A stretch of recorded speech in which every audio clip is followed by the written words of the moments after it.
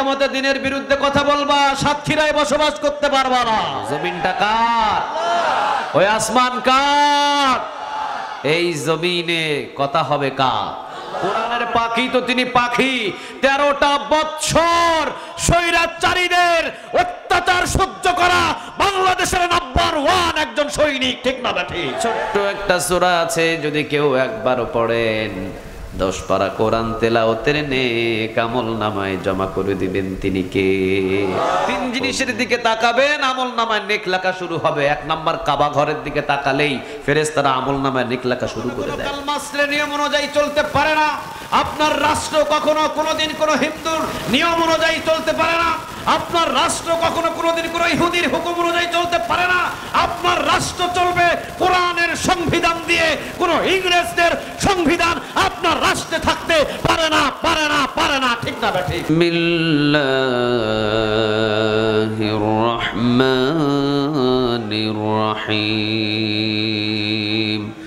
ইন্নাল্লাহা ওয়া মালাইকাতাহু ইউসাল্লুনা আলান নবী ইয়া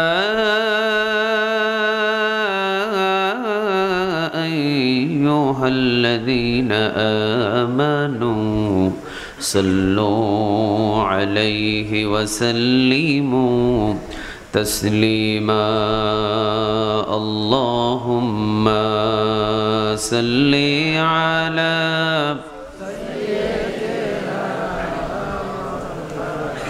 এই সাউন্ডের ডিলে নাই, রিভার্ব নাই।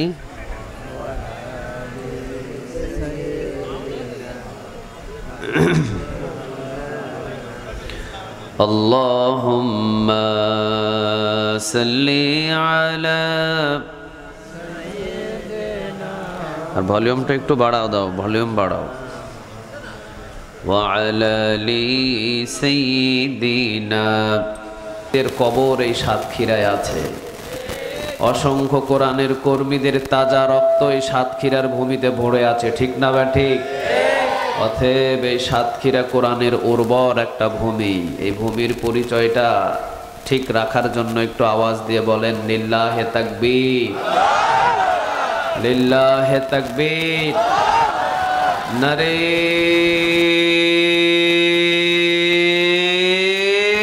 তাকবীর। আল্লাহ আমাদের এই তাকবীর গুলোকে তুমি কবুল করো। আমরা কিছুদিন আগেও এই তাকবীর গুলো, কোরআন নাই যেখানে আমরা নাই সেখানে, চাড়াঘাট প্রবাসী সংগঠন ও গ্রামবাসীর উদ্যোগে তাফসিরুল কোরআন মাহফিল ৬ষ্ঠতম। তবে মাহফিল কমিটিদের কাজে আরেকটু সজাগ হতে হবে, কারণ মেহমান যারা আসবেন সবাইকে চেষ্টা করবেন 10টার আগেই শেষ করে দেওয়ার জন্য। কারণ মানুষগুলো দূর দূরান্ত থেকে আসে। 12টার ওই পার্শ্বে মাহফিল করাটা শিক্ষিত কোনো এলাকার হতে পারে না। 12টার ওপারে মমতাজের গান চলতে পারে, মাহফিল না। মমতাজের গান চলতে পারে, কিন্তু মাহফিল 12টার ওই পার্শ্বে নিয়ে যাওয়াটা ঠিক না। কারণ মমতাজের গান যারা শুনে তারা গাঁজা খায়, আর মদ খাইয়া বা খায়। আমরা কি গাঁজা খো? কষ্ট হবে। সবাই কোরআন থেকে কথা বলেছেন। আমার আগে মাওলানা জাহাঙ্গীর হোসাইন সিদ্দিকী সহ, আহমদ আলী ভাই সহ, মোহাম্মদ ইজ্জতুল্লাহ ভাই সহ, কামরুজ্জামান ভাই সহ সবাই তো একটা কিতাব থেকেই আপনাদেরকে ইঙ্গিত দিয়ে কথা বলছেন। কিতাবের নাম কি বলেন? কোরআন বললেই আমলনামায় 40টা নেক জমা হয়ে যায়। সুবহানাল্লাহ বলতে পারছেন না? একটু আওয়াজ দিয়ে বলেন সুবহানাল্লাহ। রাসূল বলেন, একবার যদি কেউ সুবহানাল্লাহ বলে, আসমান জমিনের খালি জায়গাটা নেক দিয়ে পূরণ করে আমি তার আমলনামায় জমা করে দিব। এবার চিৎকার দিয়ে পড়েন দেখি সুবহানাল্লাহ, পড়েন আলহামদুলিল্লাহ, পড়েন আল্লাহু আকবার।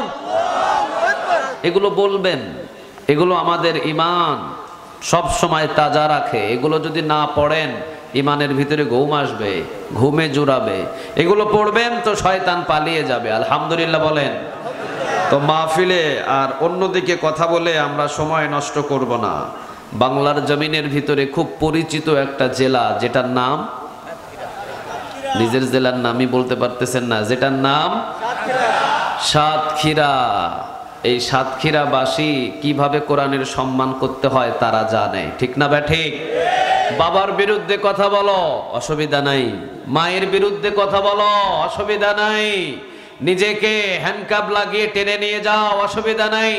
10 বছর জেলখানায় রাখো, অসুবিধা নাই। কোরআনের বিরুদ্ধে কথা বলবা, জিহ্বা টেনে ছেড়ে ফেলা হবে। ইসলামের বিরুদ্ধে কথা বলবা, সাতক্ষীরার ভূমিতে জায়গা হবে না। আবার এটা এই সাতক্ষীরাবাসীর এই ভূমিকাটা তারা রাখে। এই জন্য যখনই সাতক্ষীরার নাম শোনা হয় তখনই আমাদের ভিতরে একটা নাড়া দেয়, এটা তো কোরআনের উর্বর ভূমির জায়গা।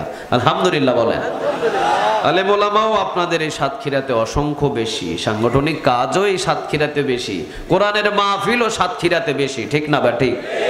স্বৈরাচারীরা বাধা দিছেও বেশি, মাহফিলও হয়েছে বেশি। অসংখ্য মাহফিল এই সাতক্ষীরাতে আমাদের বন্ধ হয়েছে, আসতে দেয় নাই। যুবকেরা মাহফিল সবকিছু কমপ্লিট করে ফেলে, আয়োজন সব শেষ, কত কষ্ট করে এক একটা যুবকে মাহফিলের জন্য। আমার মনে হয় বাংলাদেশের অসংখ্য যুবকদেরকে মাহফিল কষ্ট করার জন্য আল্লাহ তাদেরকে মাফ করে দিবে। বলবে, যা অসংখ্য মানুষ বসে বসে কোরআন শোনার জন্য তোরা জায়গার ব্যবস্থা করেছিস, তোদেরকে এটার ওসিলায় মাফ করে দিলাম, জান্নাতে চলে যা। আমিন বলেন। এই যুবকদের যারা মাহফিলের আয়োজন করেছে, এক একজনকে আল্লাহ খালিদ বিন ওয়ালিদ বানিয়ে দাও, পড়েন আমিন। আর আমরা যারা এসেছি, আল্লাহ আমাদেরকেও মাহফিলের ওসিলায় তুমি মাফ করে দিও, বলেন আমিন। অসংখ্য যুবক চেষ্টা করে মাহফিলের আয়োজন করে, মাহফিলের একদিন আগে বলে মাহফিল বন্ধ। আপনারা দেখেন নাই কি বলে? মাহফিল বন্ধ। তারা জানে না জমিনটা কার। এটা বলতে পারতেছেন না? আপনার বাবার নাকি জমিন? তো চুপ করে আছেন কেন? জমিন। অথচ সে বলে না, চলবে না, বন্ধ। এই সেই অমুক তমুক আল্লাহ 17টা বছর দেখছে। কত বছর? কথা বলেন, কত বছর? 17টা বছর আল্লাহ দেখার পর আল্লাহ বলতেছে, দাঁড়া, কিভাবে তোরা পালাবি, এখন আর তোরা পথও খুঁজে পাবি না। এই কথাগুলো আমাদের বাংলাদেশের একজন সৈনিক, আমরা তো তাকে বলি কোরআনের পাখি। কি বলি? কোরআনের পাখি বলে শুধু আমরা এটাকেই সীমাবদ্ধ করে ফেলি না। কোরআনের পাখি বললে ওটার হক আদায় হয় না। কোরআন ওনার মতো এত অত্যাচার কোন কোরআনের কর্মীকে দেওয়া হয় নাই। 3 স্টেপে ওনাকে শাস্তি দেওয়া হয়েছে। প্রথম নাম্বার নিয়ে গিয়ে তাকে অফার দেওয়া হয়েছে, কি চান আপনি? বাড়ি চান? বাড়ি দেব। গাড়ি চান? গাড়ি দেব। টাকা পয়সা কিছু চান? সব দিব। কোরআনে গিয়ে কথা মাহফিলে বন্ধ করে দেন। উনি চিলিপগুলো নিয়ে পায়ের নিচে 10 মিনিট পর্যন্ত মোচড়ায়া পায়ের নিচে ফেলে বলতেছে, মাথা শুধু নত হবে সেই মালিকের কাছে, আর কারো কাছে মাথা নত হতে পারে না। স্বৈরাচারীরা চিন্তা করলেন, সোজা আঙ্গুলে যখন ঘি উঠছে না, আঙ্গুল কি করো? কথা বলেন, কি করো? বাঁকা করো। আঙ্গুল বাঁকা করলেন, রিমান্ডে নিলেন, পিটালেন। ছেলেকে ধরে, মেয়েকে ধরে, বিবিদেরকে ধরে বাড়িতে আক্রমণ করে, এক একটা কর্মীদের উপর আক্রমণ করে, সারা বাংলার জমিনের ভিতরে আগুন জ্বালিয়ে দেওয়া হলো। এরপরেও তাকে নত করা হয় নাই, ঠিক না ব্যাঠি? পারে নাই। তিনি নত হতে চান নাই। তিনি বলেছেন, যতদিন আছি সে মালিকের কথাই বলে যাব। আলহামদুলিল্লাহ বলবেন না?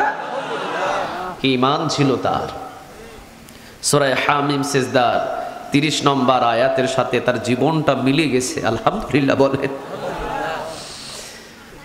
এমন জীবন ছিলেন তিনি, এমন জীবন গঠন করেছেন। আঙ্গুল বাঁকা করতে করতে আঙ্গুলের ভিতরে শেখ হাসিনার প্যাঁচ লেগে গেছে, এরপরও সাইদিকে দমাতে পারে নাই। মৃত্যুর ভয় দিলেন, ফাঁসি দিয়ে দিবেন, অমুক করে দিবেন, তমুক করে দিবেন, এরপরও কখনো বাতিলের কাছে মাথা নত করতে পারে নাই।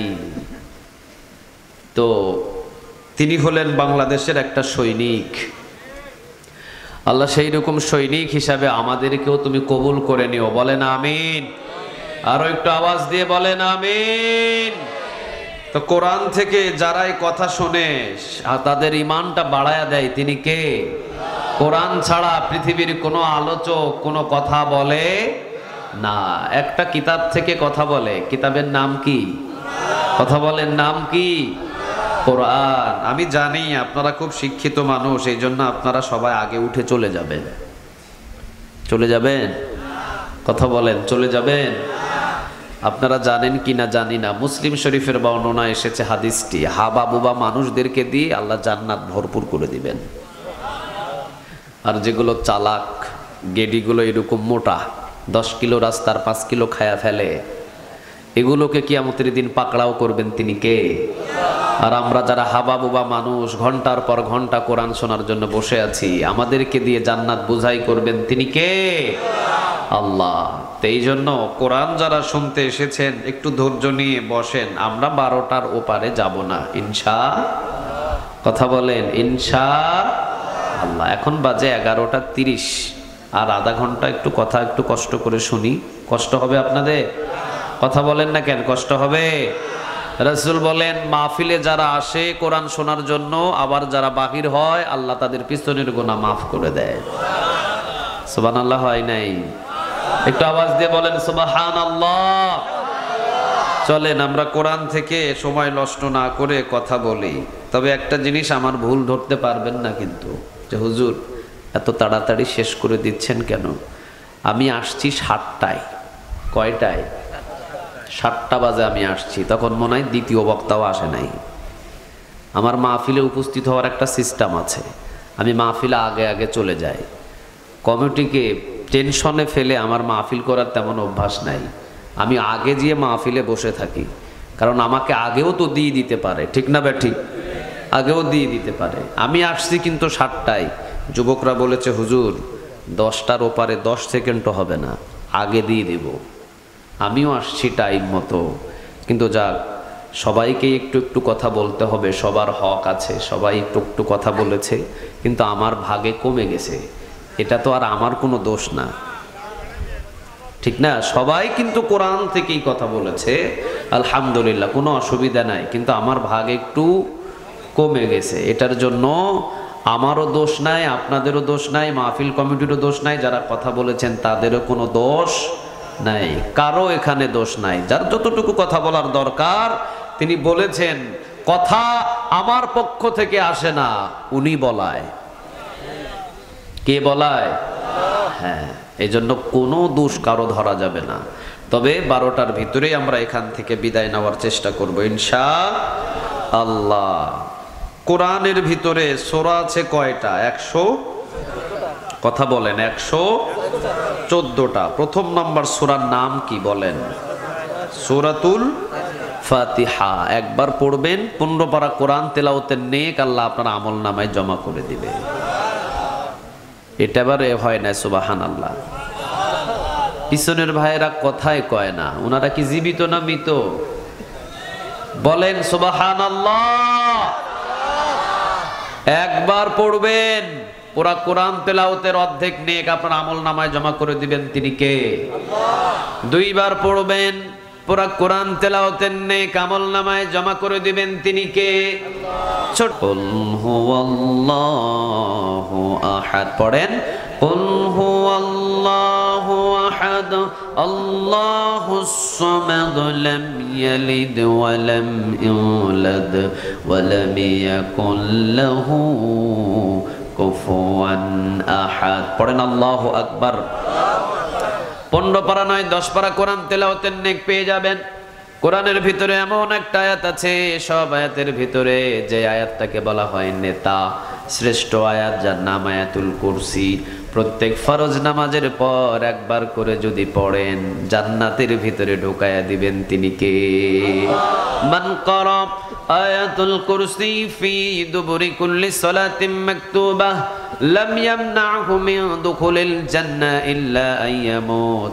রাসূল বলেন, যে ব্যক্তি ফরজ নামাজের পর আয়াতুল কুরসি পড়ে সে জান্নাতে চলে যায়। সুবহানাল্লাহ বলবেন না? আয়াতুল কুরসি প্রত্যেক ফরজ নামাজের পর পড়ে জান্নাতে চলে যায়। শুধু মৃত্যুটা বাকি থাকে, মরলেই তাকে জান্নাতে ঢুকায়া দিবেন তিনি কে?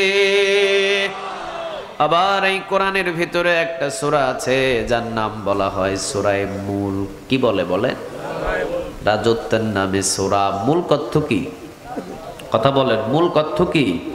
কার রাজত্ব? না না, স্বৈরাচারের। হ্যাঁ, ফেরাউনের, নমরুদের। কার রাজত্ব? রাজত্বর নামে আল্লাহ একটা সূরা দিয়ে দিয়েছেন। সুবহানাল্লাহ বলেন। আল্লাহ বলছেন তাবারাকাল্লাযী বিয়াদিহিল মুলকু ওয়া হুয়া আলা কুল্লি শাইইন কাদির।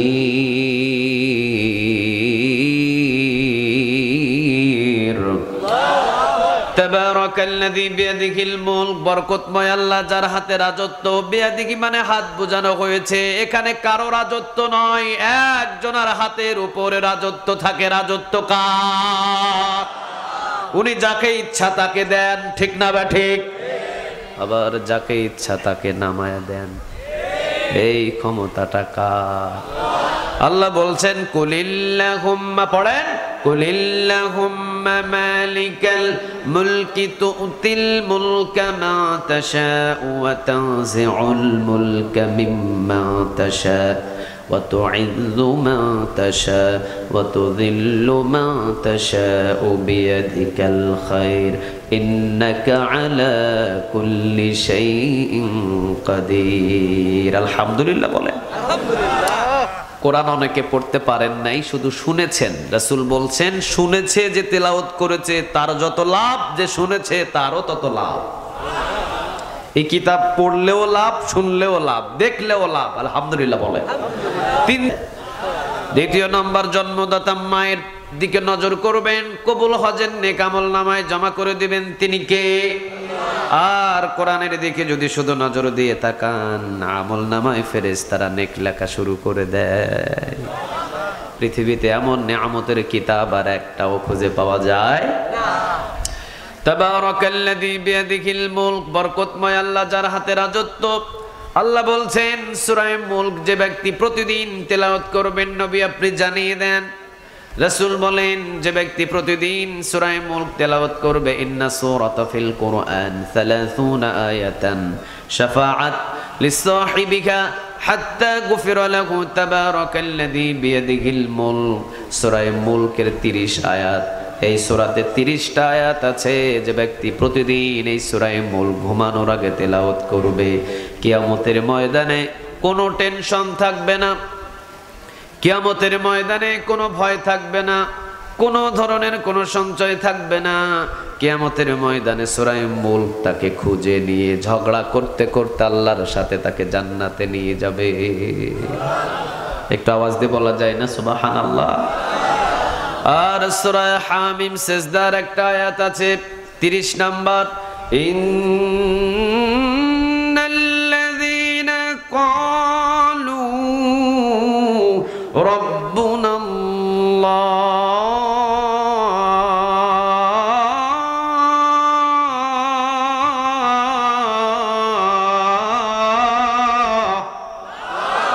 একটু জোরে বলেন আল্লাহু আকবার। নবী বলেন কেউ যদি একবার আল্লাহু আকবার বলে, জোরে বলেন কয়বার? একটু আওয়াজ দিয়ে বলেন দেখি আল্লাহু আকবার। সবাই মন খুলে এবার একবার আল্লাহু আকবার বলবেন, যেন এই আল্লাহু আকবার আরশ পর্যন্ত পৌঁছে যায়। সবাই আওয়াজ দিয়ে পড়েন আল্লাহু আকবার।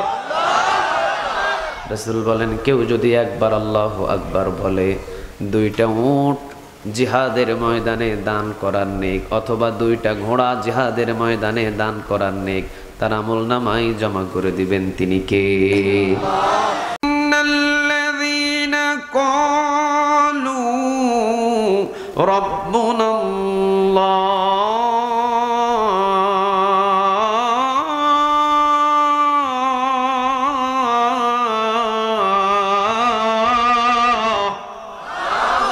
আল্লাহ বলছেন ইন্নাল্লাযীনা ক্বালু রাব্বুনাল্লাহ, নিশ্চয়ই যারা।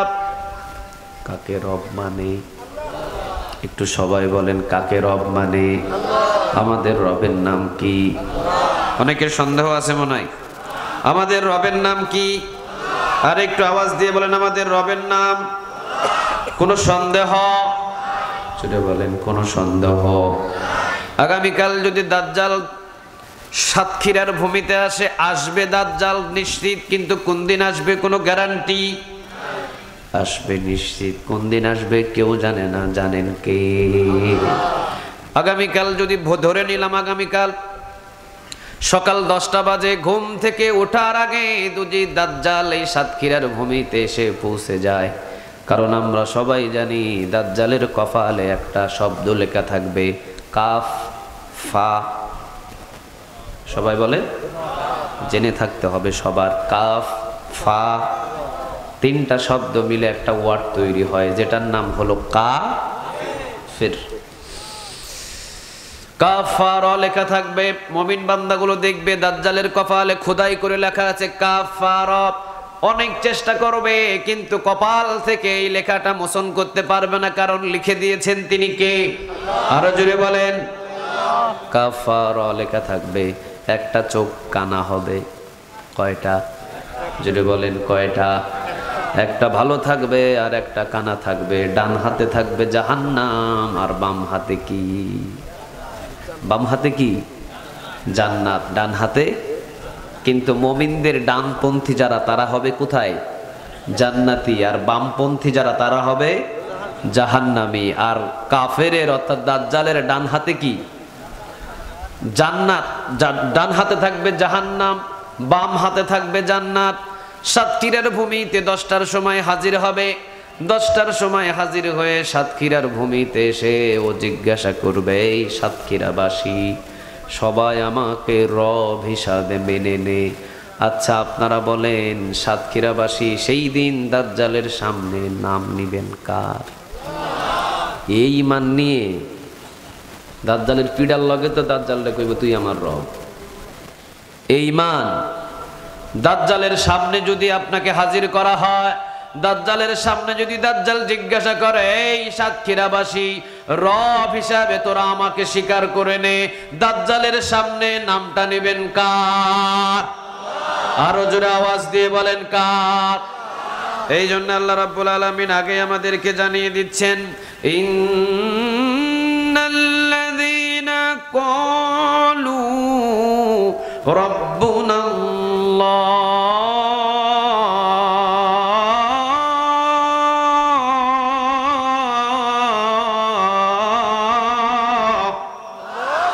ইন্নাল্লাযীনা ক্বালু রাব্বুনাল্লাহ, নিশ্চয়ই যারা আমি আল্লাহ রাব্বুল আলামিনকে রব হিসাবে মেনে নেয়, তাহলে বুঝলাম আমাদের রব কে? কয়জন? আস্তে না জোরে বলেন কয়জন? হিন্দু ভাইদের দেবতা কত? 33 কোটি। ভুল কনকা? কত কোটি? 33 কোটি। পুরা বাংলাদেশের সব হিন্দু দাদাদের একত্রিত করেও যদি বলেন 33 কোটির নাম মিলা, ওরা বলতে পারবে না।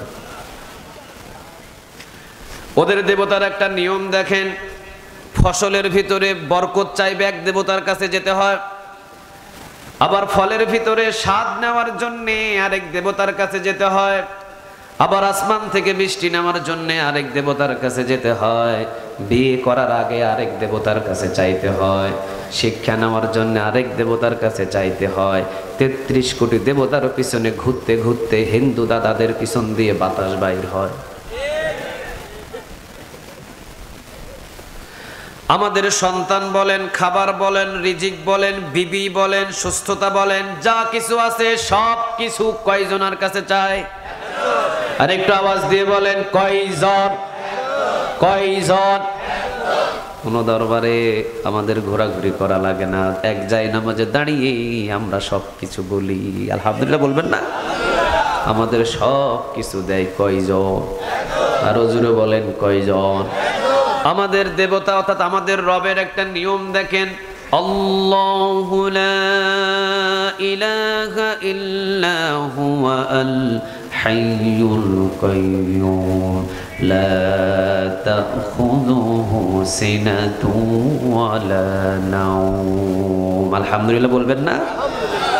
লা তাখুযুহু সিনাতুন ওয়া লা নাওম। আমরা এমন একটা রবের গোলামি করি যার ঘুমও নাই, তন্দ্রামিও নাই। সুবহানাল্লাহ বলেন। ঘুম নাই, তিনি ঘুমান না। তন্দ্রামি মানে মাঝে মাঝে ঘুমায়, মাঝে মাঝে জাগে। মসজিদে গেলে আমাদের মাঝে মাঝে ঘুম, মাঝে মাঝে জাগি, এটা হলো তন্দ্রামি। এটারে কি বলে? তন্দ্রামি বলে। মসজিদে গেলে এমন কোনো ব্যক্তি নাই যে ঘুমায় নাই, সবার ঘুম মসজিদে আছে না নাই? কারণ মসজিদের মতো শান্তির জায়গা আর পৃথিবীতে একটাও আছে? কথা বলেন, আছে? ইউএস আমেরিকায় আব্দুল্লাহ নামের একজন গোলাম, ও কালেমা পড়েছে। ওকে জিজ্ঞাসা করছে সাংবাদিক, এই তুই কালেমা পড়লি কি জন্য? কয়, আমি দুইটা জিনিস দেখে কালেমা পড়ে ফেলেছি। কয়টা? কথা বলেন, কয়টা? দুইটা। একটা, আমি দেখেছি অসংখ্য খাবার সব সময় খাইছি, কিন্তু মুসলমানেরা রমজান মাসে একটা ইফতারি খায়, এই ইফতারিতে যে আমি এত মজা পাইছি যা সারা পৃথিবীর কোনো খাবারে আমি মজা পাই নাই। আর দ্বিতীয় নম্বর কোনটা? ও বলে দ্বিতীয় নম্বর হলো, আমি বিভিন্ন দেশে বিভিন্ন কনফারেন্স এবং বিভিন্ন দেশে বিভিন্ন হোটেল এবং অসংখ্য জায়গায় ঘুরেছি, শান্তি নাই। কিন্তু মুসলমানের জায়গায় জায়গায় ওরা জমিনে একটা ঘর বানায়, যেটার নাম হলো মসজিদ। এই মসজিদে গিয়েছি, আমি এত শান্তি পাইছি যা পৃথিবীর কোনো জায়গায় আমি শান্তি পাই নাই। এই দুইটা জায়গায় গিয়েই আমি বুঝতে পারছি শান্তির ধর্মই হলো এই মুসলমানের ধর্ম। এই জন্য আমি পড়ে নিয়েছি লা ইলাহা ইল্লাল্লাহু মুহাম্মাদুর রাসূলুল্লাহ। তন্দ্রামি তাহলে কারো কোনটারে বলে? মসজিদে গেলে ঘুম চলে আসে। ও বলেছিল, আব্দুল্লাহ ইউএস আমেরিকার যে কালেমা পড়েছে, ও বলেছিল আমি বিদেশি ওষুধ খাইয়াও আমার ঘুম আসে না, কিন্তু মসজিদে গেলে আমার ঘুম চলে আসে। কারণ শান্তির জায়গায় তো কি আসে? কথা বলেন, কি আসে? ঘুম আসে। তাহলে ঘুমায় না তিনি কে?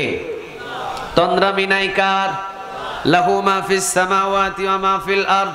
আমি এমন একজনকে রব মানি, এমন একজনকে আল্লাহ মানি, যার ঘুম নাই, যার তন্দ্রামি নাই। তিনি ঘুমান না, তার তন্দ্রামিও নাই। কিন্তু হিন্দু ভাইদের দেবতাদের ঘুম আছে না? ওরা বলে আমার দেবতারে রাতের বেলা ডাকা যাবে না, এখন আমার দেবতা ঘুমায়। ওদের দেবতার একটা পাওয়ার দেখেন, কি রকম পাওয়ার। ঢাকা ঢাকেশ্বরী একটা মন্দির আছে, নাম কি? ঢাকেশ্বরী, অনেকের কাছে পরিচিত, জানেন না? ঢাকা ঢাকেশ্বরী মন্দির।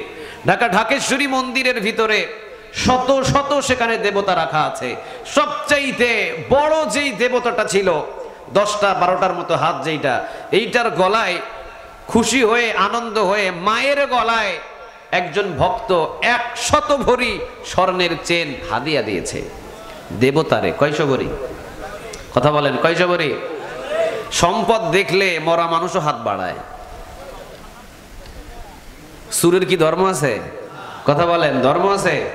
নাই। 100 ভরি স্বর্ণের চেন এই দেবতার গলায় দেওয়া আছে। হঠাৎ করে একদিন রাতের বেলা এই 100 ভরি স্বর্ণের চেন এই দেবতার গলা থেকে চুরি হয়েছে। কিন্তু এই ঢাকেশ্বরী ঢাকা মন্দিরে এতগুলো দেবতা ছিল, একটা দেবতা টের পায় নাই কে নিছে। এবার আপনারা বলেন, ওইগুলারে রব মাইনা কোনো লাভ আছে? সবাই বলেন দেখো, ওইগুলারে রব মাইনা কোনো লাভ আছে? আচ্ছা, আমাদের রব কি ঘুমায়? ঘুমায়? আল্লাহ বলছেন লাহু মা ফিস সামাওয়াতি ওয়া মা ফিল আরদ। আসমান এবং জমিন আমার, আর এবং আল্লাহু লা ইলাহা ইল্লা হুয়া আল হাইয়ুল কাইয়ুম লা তাখুযুহু সিনাতু ওয়ালা নাওম। আমার ঘুম নাই, আমার তন্দ্রামি নাই, 24 ঘন্টায় আমি জেগে আছি। সুবহানাল্লাহ বলেন। কি জন্য আমি জেগে আছি?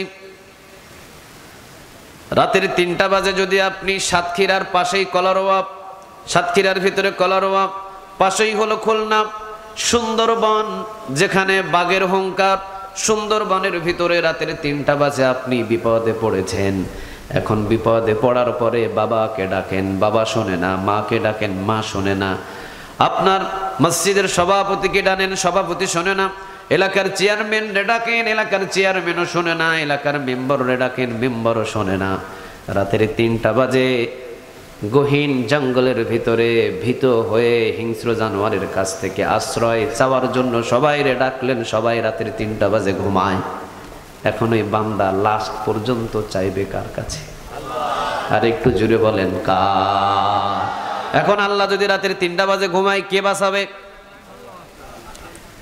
আল্লাহ যদি রাতের 3টা বাজে ঘুমায়, কে বাঁচাবে বান্দারে? এই জন্য আল্লাহ বলছেন লা তাখুযুহু সিনাতুন ওয়ালা নাওম। 24 ঘন্টা আমি জেগে আছি রে বান্দা, যখন ডাক দিবি, ডাক দিতে দেরি হবে, আমি আল্লাহ সাড়া দিতে দেরি হবে না। সুবহানাল্লাহ বলবেন না?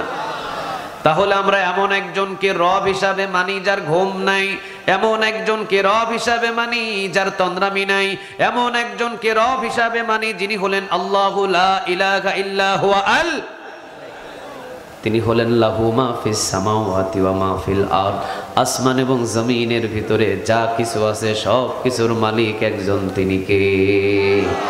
এমন একজনকে রব হিসাবে মানি যিনি হলেন বিয়াদিহিল মুলক, মানে যার হাতে রাজত্ব। এমন একজন রব হিসাবে মানি যিনি আসমানের মালিক, যিনি জমিনের মালিক, যিনি আপনার মালিক, যিনি আমার মালিক। ঠিক না বা ঠিক? তাহলে আমাদের রবের নাম কি? আরেকটু আওয়াজ দিয়ে বলেন, নামটা কি? আল্লাহ রাব্বুল আলামিন এই জন্যই বলছেন, ইন্নাল্লাযীনা ক্বালু রাব্বুনাল্লাহ,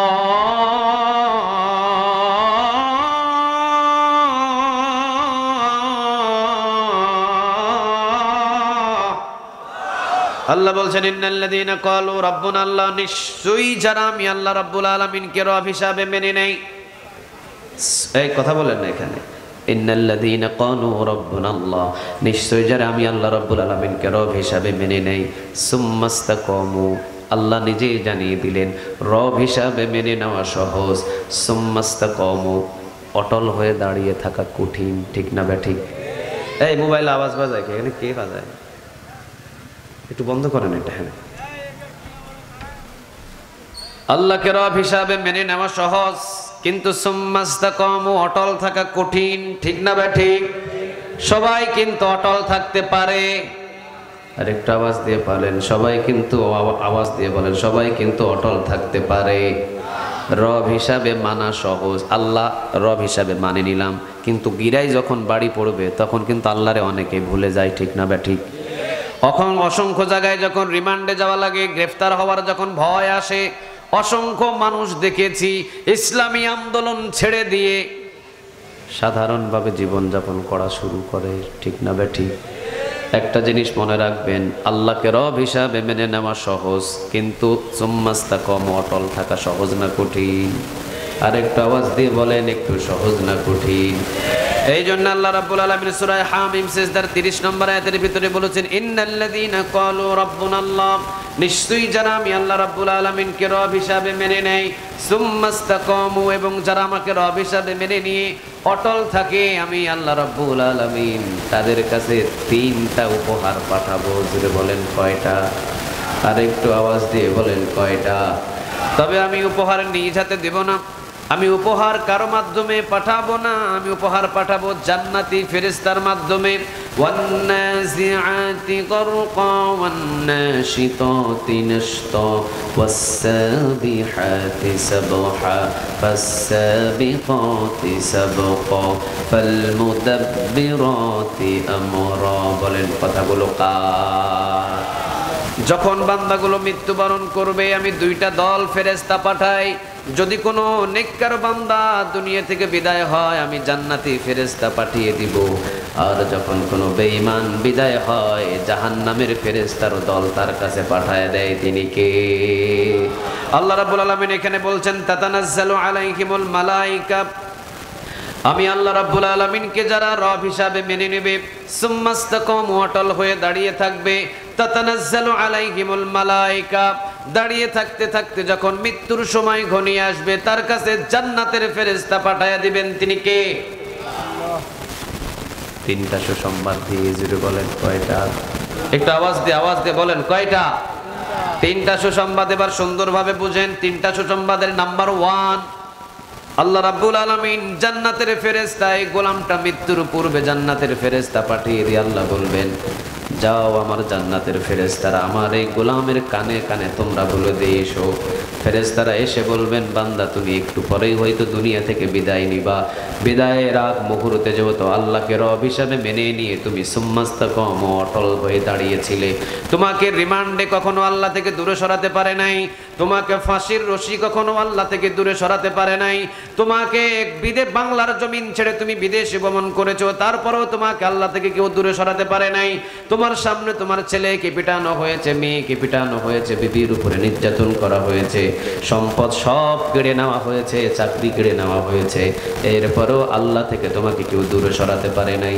তুমি এখন দুনিয়া থেকে বিদায় নিবা, দুনিয়া থেকে বিদায়ের সময় এখন তোমার এসেছে, এই জন্য আল্লাহ রাব্বুল আলামিন আমাদেরকে পাঠিয়েছেন তোমার কাছে তিনটা সুসংবাদ দিয়ে। প্রথম নাম্বার সুসংবাদটা তুমি জেনে নাও, প্রথম নাম্বার উপহারটা আল্লাহ পাঠিয়েছেন, প্রথম নাম্বার উপহারটা তুমি নাও। আল্লাহ বলেছেন আল্লাহ তাখাফু, এখন থেকে তোমার বিন্দু পরিমাণ কোনো ভয় নাই। সুবহানাল্লাহ বলেন। আচ্ছা বলেন তো দেখি, মৃত্যুর পরে আমাদের কবরের ভয় আছে না নাই? আওয়াজ দিয়ে বলেন আছে না নাই? সব জায়গার খবর পাওয়া যায়, কিন্তু 3.5 হাত কবরের ভিতর থেকে আজ পর্যন্ত কেউ কোনোদিন খবর নিতে পারে? বাবার কবরের পাশে ছেলে দাঁড়ায়, মায়ের কবরের পাশে ছেলে দাঁড়ায়, দেশ থেকে বিদেশের খবর নেই, কিন্তু মায়ের বাবার কবরের পাশ থেকে খবর নেওয়া যায় না। 3.5 হাত কবর থেকে খবর নেওয়া যায় না, কারণ এই কবরের খবর জানেন একজন, তিনি কে? কি হয় কি ঘটে পৃথিবীর কেউ জানে না। আল কবরু রাউদাতুম মিন রিয়াদিল জান্নাহ আও হুফরাতুম মিন হুফারিন নার। কবর কারো জন্য জান্নাতের বাগান বানাই, আবার কবর কারো জন্য জাহান্নামের গর্ত বানাই। এই যে কবর কারো জন্য জান্নাতের বাগান এবং জাহান্নামের গর্ত, দুইটা জিনিস বানাই, কেউ বানাই না, একজনা বানাই, তিনি কে? এই জন্য আল্লাহ রাব্বুল আলামিন বলছেন, বান্দা তুমি জেনে নাও আমার ফেরেশতার মাধ্যমে আমার প্রথম নাম্বার উপহার আল্লাহ তাখাফু। ফেরেশতারা বলবে বান্দা তোমার কোনো ধরনের কোনো ভয় নাই, এখন থেকে তুমি মৃত্যুবরণ করবা, মৃত্যুর পরে কোনো কবরের ভয় নাই। কিয়ামতের ময়দানে দাঁড়াবা, কিয়ামতের ময়দানেও তোমার কোনো ভয় নাই। ডান হাতে আমলনামা পাবা নাকি বাম হাতে আমলনামা পাবা, এইটারও কোনো ভয় নাই, কারণ তোমাকে সব ভয় থেকে নিষেধ করেছেন তিনি কে?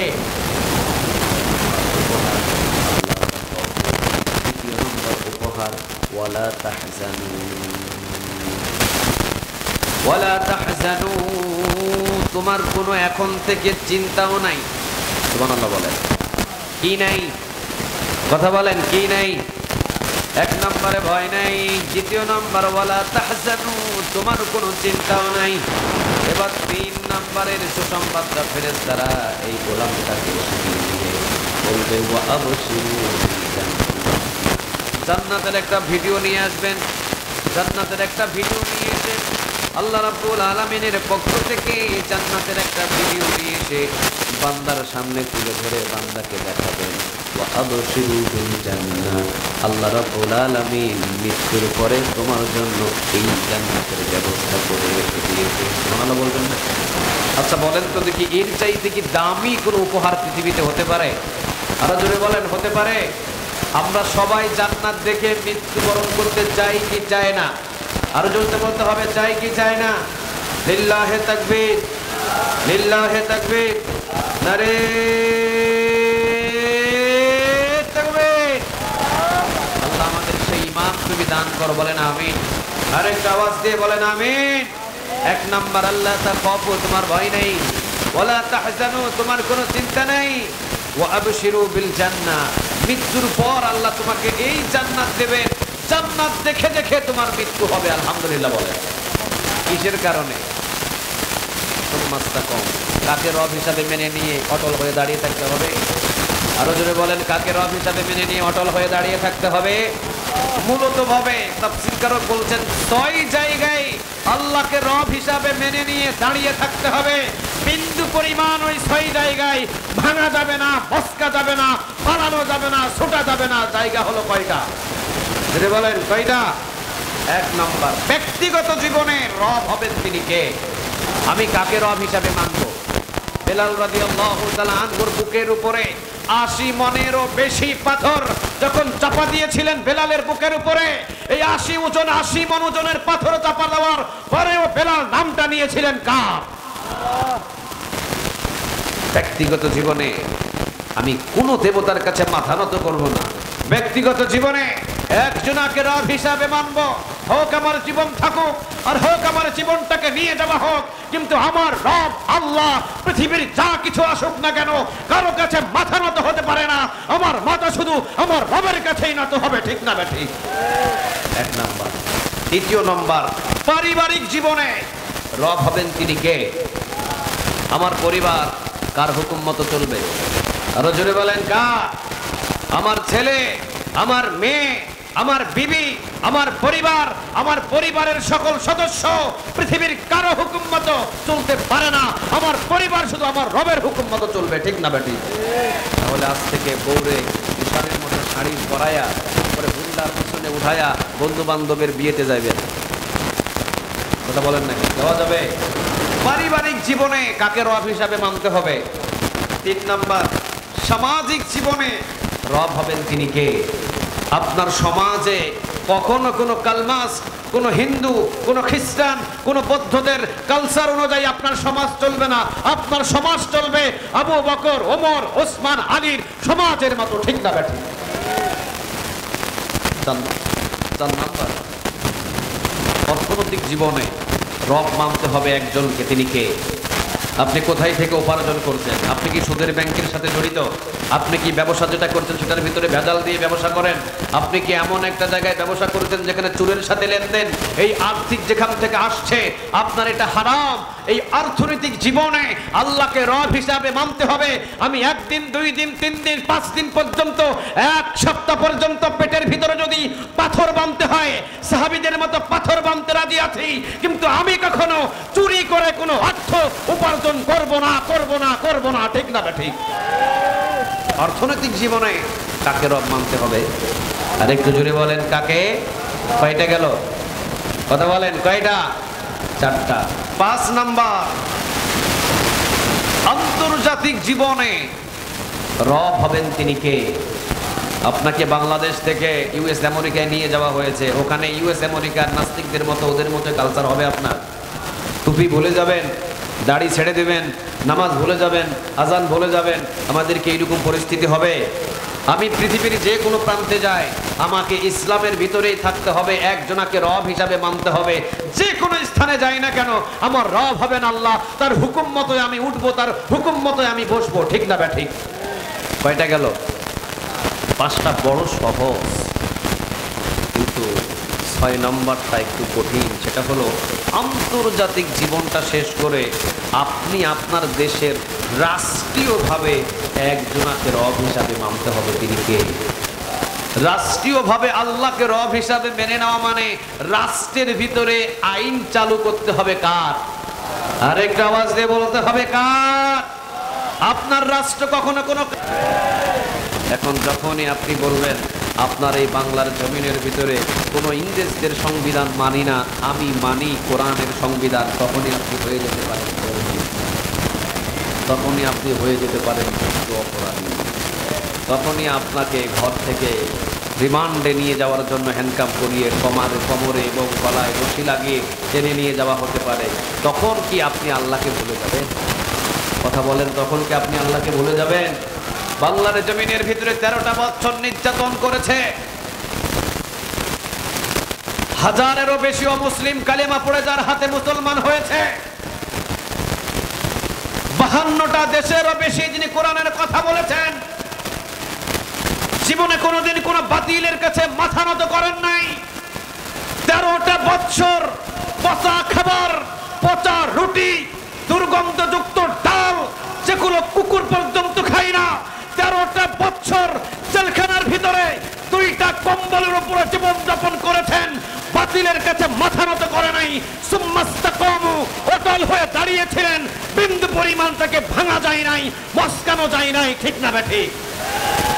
আল্লাহ বলছেন তাদের জন্যই আমার তাতানাজ্জালু আলাইহিমুল মালায়েকা, আমি তাদের কাছেই জান্নাতের ফেরেশতা পাঠাবো। নম্বর 2 1 নাম্বার, আল্লাহ তাখাফু, তোমার কোনো ভয় নাই। 2 নাম্বার, ওয়ালা তাহজানু, তোমার কোনো চিন্তা নাই। তোমাকে তারা ফাঁসি দিচ্ছে, তোমাকে তারা নাভির ভিতরে বিষ পুশ করে ডাক্তারখানা ডক্টরের কাছে নিয়ে গিয়ে নাভির ভিতরে বিষ পুশ করে তোমাকে দুনিয়া থেকে শেষ করে দিচ্ছে।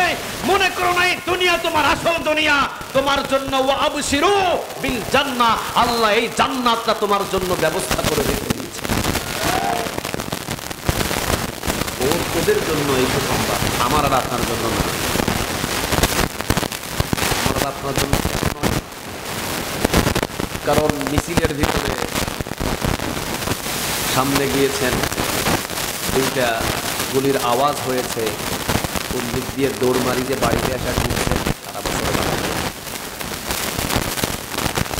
ভেঙে গেছে।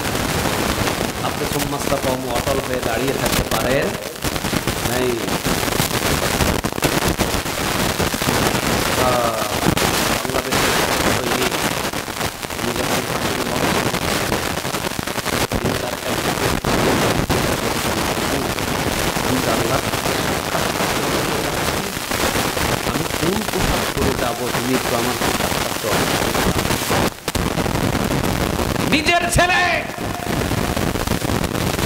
নিজের ছেলে কত বড় সুম্মাস্তাকাম অটল হয়ে দাঁড়িয়ে আছে।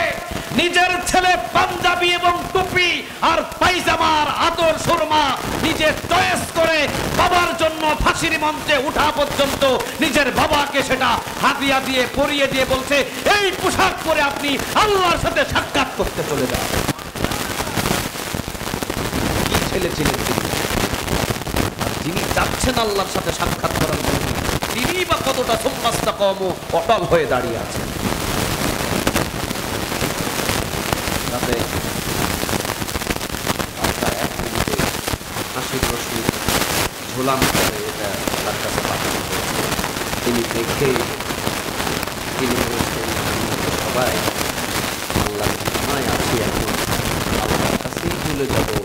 এগুলো আমাদেরকে দিলেই কি না দিলেই। পরের দিন 12টা 1 মিনিটে তার ফাঁসিতে নিয়ে যাওয়া হবে। তাকে 3 ঘন্টা আগে জেলার সাহেবরা দায়িত্ব ছিল, ওনাকে বলছেন আপনি কি জন্য? তা আমি আল্লাহর কাছে তো যাবো, 3 ঘন্টা পর আমার ফাঁসি হবে, আমি 2 ঘন্টা ঘুমাতে চাই। আলহামদুলিল্লাহ বলতেন না? 3 ঘন্টা পরে যদি আপনার ফাঁসি হয়, আপনার কি ঘুম আসবে? কথা বলেন, ঘুম আসবে? 2 ঘন্টা এই জেলার বলেছেন যার খেদমতে ছিলেন এই ফাঁসি, 2 ঘন্টা পর্যন্ত তিনি জেগে জেগে দেখেছেন, নাক ডাকায় ডাকায় ঘুমাইছে তিনি। 2 ঘন্টা পর তাকে ডেকে দিয়েছেন। ডেকে দিয়ে তিনি বাহিরে থেকে এসে দেখছেন বাকি 1 ঘন্টা নামাজে দাঁড়িয়েছিলেন। সেখান থেকে সোজা ফাঁসির মঞ্চে গিয়েছেন। তাকে জিজ্ঞাসা করা হয়েছিল, আপনি 2 ঘন্টা কেমনে ঘুমালেন? 3 ঘন্টা পর আপনার ফাঁসি। তিনি বলেছিলেন আয়াতটা পড়ে, ইন্নাল্লাযীনা ক্বালু রাব্বুনাল্লাহ, যারা আল্লাহকে রব হিসাবে মেনে নেয়, সুম্মাস্তাকামু অটল হয়ে দাঁড়িয়ে থাকে, তাতানাজ্জালু আলাইহিমুল মালায়েকা, তাদের কোনো ভয় নাই, তাদের কাছে সোজা জান্নাতের ফেরেশতা আল্লাহ পাঠিয়ে দেয়। ঠিক না ঠিক? 1 নাম্বার আল্লাহ তাখাফু, তোমাদের কোনো ভয় নাই, ওয়ালা তাহজানু, তোমার কোনো চিন্তা নেই, ওয়া আবশিরু বিল জান্নাহ, এই জান্নাত দেখে তোমার মৃত্যু হবে। যে জান্নাত দেখে যেই মৃত্যু হয়, এই মৃত্যুর মতো সৌভাগ্যের মৃত্যু আর পৃথিবীতে একটাও, আরো জোরে বলেন, একটাও নাই। তাহলে 13টা বছর জেলখানায় রাখার পর নির্মমভাবে অত্যাচার করে যাদেরকে দুনিয়া থেকে শেষ করে দেওয়া হলো, তাদের মৃত্যুটা হয়েছে আমাদের মতো নাকি কার হুকুম মতো? আরো জোরে বলেন, আরেকটু আওয়াজ দিয়ে বলেন। কারণ তাদের ঈমান ছিল, সুম্মাস্তাকামু, ইস্তেকামত ছিলেন, আল্লাহকে রব হিসাবে মেনে নিয়ে 6 জায়গায়। তারা শুধু একটাই ভুল ছিল তাদের জীবনে, এই বাংলার জমিনের ভিতরে স্বৈরাচারীদের কাছে তাদের একটাই দোষ ছিল, তারা বলেছিলেন একটা কথা, জমিন যার আইন চলবে তার, জমিন যার আইন চলবে তার। এই জমিনের ভিতরে কোনো বাবার হুকুম মতো, কোনো ছেলের হুকুম মতো, কোনো মেয়ের হুকুম মতো, কোনো পশ্চিমা মুদির আইন মতো এই বাংলার জমিনের আইন চলতে পারে না। 5-6 নম্বরে রাষ্ট্রীয়ভাবে আইন মানতে হবে কার? রাষ্ট্রীয়ভাবে রব হিসাবে মানতে হবে একজনকে। তিনি কে? যখন তারা বলা শুরু করলেন যে এই জমিনের ভিতরে যার জমিনে বসবাস করছি তার আইন মতোই এই জমিন চলবে, যখন এই কথা বললেন, সাথে সাথে বড় বড় নেতাদের ধরলেন, গ্রেফতার করলেন, মারলেন। বলেন, সুম্মাস্তাকামু অটল ছিলেন, কাউকে কি ভাঙতে পারছে? কাউকে কি নত করতে পারছে? তারা একটা অপশন দিয়েছিলেন, আপনি রাষ্ট্রের কাছে মাপ চান, অথবা অমুক জায়গায় মাপ চান, তমুক জায়গায় মাপ চান, অমুকের কাছে মাথা নত করেন, একটা ব্যবস্থা হতে পারে। নত কি হয়েছিল? নত কি হয়েছিল? তারা ছিলেন সুম্মাস্তাকামু। পৃথিবীর কারো কাছে মাথা নত হয় নাই, একজনের কাছে মাথা নত করেছেন, তিনি কে? আল্লাহ বলছেন এই 6 জায়গায় যারা আল্লাহকে রব হিসাবে মেনে নিয়ে সুম্মাস্তাকামু অটল হয়ে দাঁড়িয়ে থাকবে, তাদের জন্য আল্লাহর পক্ষ থেকে সুসংবাদ আসবে। কয়টা? কথা বলেন, কয়টা? নাম্বার 1, আল্লাহ তাআফু, তোমার কি নাই? ভয় নাই। 2 নম্বর, ওয়ালা তাহজানু, তোমার কি নাই? চিন্তা নাই। 3 নম্বর, ওয়াবশিরু বিল জান্নাহ, তোমাকে এই জান্নাত দেখে মৃত্যুবরণ দেওয়া হবে, অর্থাৎ তুমি জান্নাত দেখতে দেখতে তোমার মৃত্যু হবে। আলহামদুলিল্লাহ বলবেন না? আল্লাহ যেন এই ধরনের মৃত্যু আমাদের সবাইকে দান করেন, বলেন আমিন। আরেকটু আওয়াজ দিয়ে বলেন আমিন।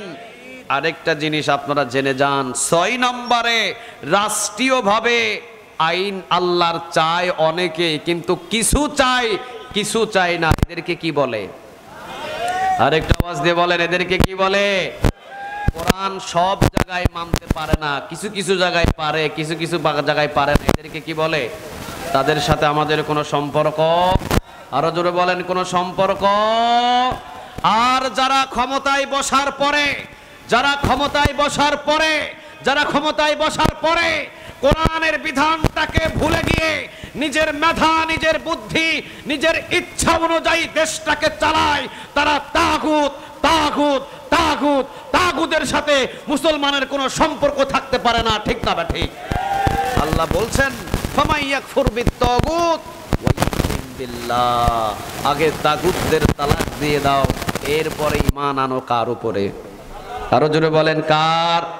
তাগুদের সাথে সম্পর্ক রেখে যদি আমি 1000 বার ইমামদার সাজি, দাড়ি পরি, টুপি পরি, আমি কখনো ইমামদার নয়। আমার জন্য জাহান্নামের আগুনের ব্যবস্থা করে রেখেছেন, তিনি কে? তাহলে এ পর্যন্ত জেনে রাখবেন, যারা ক্ষমতার চেয়ারে বসেছে, যারা ক্ষমতার চেয়ারে বসতে চাচ্ছে, তাদের যদি সংবিধান কোরআন দিয়ে দেশ চালানো না হয়, অবশ্যই তারা যদি নিজের মেধা, নিজের বুদ্ধি দিয়ে দেশ চালাতে চায়, তাহলে তারা তাগুত, তারা কখনো জান্নাতে যেতে পারবে না, ঠিক না ঠিক? ক্ষমতায় যারাই বসবে, কার কিতাব অনুযায়ী দেশ চালাতে হবে, কার সংবিধান অনুযায়ী দেশ চালাতে হবে। আল্লাহর সংবিধান ছাড়া পৃথিবীতে মানুষের বানানো কোনো সংবিধান যারা চাইবে, তারা কি? আর আস্তে বলেন, তারা কি? ফেরাউন কি ছিল? নমরুদ কি ছিল? কথা বলেন, ফেরাউন কি ছিল? তাগুত। নমরুদ কি ছিল? তাগুত। কারণ ফেরাউন কখনো মুসা আলাইহিস সালামের রবের আইন মানে নাই, সে নিজে নিজে ইচ্ছা করে আইন বানাইছে আর মানুষকে মারছে, ঠিক না? ইব্রাহিম আলাইহিস সালামের জামানায় ছিলেন কে? নমরুদ। ইব্রাহিম আলাইহিস সালামের রবের হুকুম সে মানে নাই, নিজের ইচ্ছা অনুযায়ী হুকুম বানিয়েছে আর মানুষদের উপরে চাপ সৃষ্টি করছে। তারা তাগুত। তাগুতের সাথে আমাদের কোনো সম্পর্ক নাই। এই জন্য আমি যতটুকু এখান থেকে কথা বললাম, 6 জায়গায় আল্লাহকে রব হিসাবে মানতে হবে। কয় জায়গায়? 6 জায়গায়। নাম্বার 1, ব্যক্তিগত জীবনের রব হবেন তিনি কে? পারিবারিক জীবনের রব হবেন তিনি কে? সামাজিক জীবনের রব হবেন তিনি কে? অর্থনৈতিক জীবনের রব হবেন তিনি কে? আন্তর্জাতিক জীবনের রব হবেন তিনি কে? আর রাষ্ট্রীয় জীবনের রব হবেন তিনি কে? 6 জায়গায় রব হিসাবে মানা এবং সুম্মাস্তাকাম, অটল হয়ে দাঁড়িয়ে থাকা। আল্লাহ বলছেন তোমার জন্য আমার 3টা সুসংবাদ। ওয়ালা তাকু, আল্লাহ তাখাফু, তোমার ভয় নেই। ওয়ালা তাহজানু, তোমার কোনো চিন্তা নেই। ওয়া আবশিরু বিল জান্নাহ, জান্নাত দেখতে দেখতে তুমি মৃত্যুবরণ করো। আলহামদুলিল্লাহ বলেন। আল্লাহ এরকম মৃত্যু যেন আমাদের সবাইকে দেয়, আমরা বলি আমিন। আরেকটু আওয়াজ দিয়ে বলেন আমিন। অসংখ্য রাত হয়েছে, আরো কিছু আরো 2টা আয়াত টান দেওয়ার খেয়াল ছিল, কিন্তু রাত বেশি হওয়ার কারণে আমি পারছি না, বা আপনারাও হয়তো এত সময় পারবেন, কারণ আমি আগে বলে দিয়েছিলাম 12টা। 12টার ভিতরে বোঝা যাচ্ছে আপনারা খুব খেয়াল রাখছেন ঘড়ির দিকে, অনেক খেয়াল রাখছেন ঘড়ির দিকে। আল্লাহ রাব্বুল আলামিন আমাদের সবাইকে এই আয়াত অনুযায়ী আমল করার তৌফিক দান করুন, বলেন আমিন। আমার একজন ভাই, ওনার নাম কি, ওনার মায়ের জন্য দোয়া চেয়েছেন, মফিজুল ইসলাম ভাই। উনি মফিজুল ইসলাম ভাই ওনার মায়ের জন্য দোয়া চেয়েছেন এবং উনি 50 বস্তা সিমেন্ট দিয়েছেন। আল্লাহ রাব্বুল আলামিন